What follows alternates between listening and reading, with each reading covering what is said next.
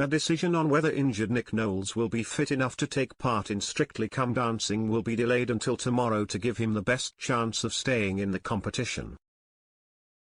But insiders say that the problem lies with the very dance that caused his injury in the first place, the Charleston, which is impossible to perform without lots of leg flicks and knee action.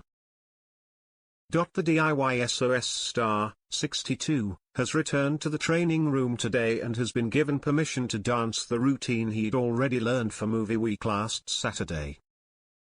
He and his dance partner Lubba Mushtaq are hoping he can recover enough to perform to Rain on the Roof from Paddington 2.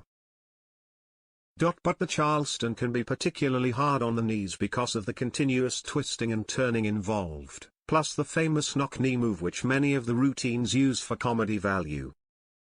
The dance's syncopated rhythm, inverted knees, and wild arm movements can actually lead to a painful condition known as Charleston knee.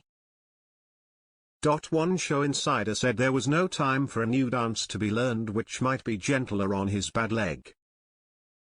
The plan is to rehearse today and Friday and then a final decision will be made about Saturday evening. He is going to try and do the routine he'd already learned for movie week. It's unfortunate it's a Charleston because it's very hard to do without lots of knee action, but there is no alternative. Everyone has their fingers crossed for him. Nick was given a bye last week after being told he must rest his injured leg, but Strictly rules say each contestant is only allowed to miss 1 week through illness or injury before having to retire. Having rested since last Friday, the TV star was given the all-clear by the show's medical and physio teams to attempt training today. Lubba has promised to go gentle with him and has adapted the dance to make it as easy as possible. With his future on the BBC show now hanging the balance, Knowles said he was determined to keep going and remains very hopeful that he'll be dancing in the studio on Saturday night. He claimed that each day his leg felt a little bit better. Speaking on It Takes Two earlier this week, he said if he could make it through 2 days of training it's not necessarily the end of it.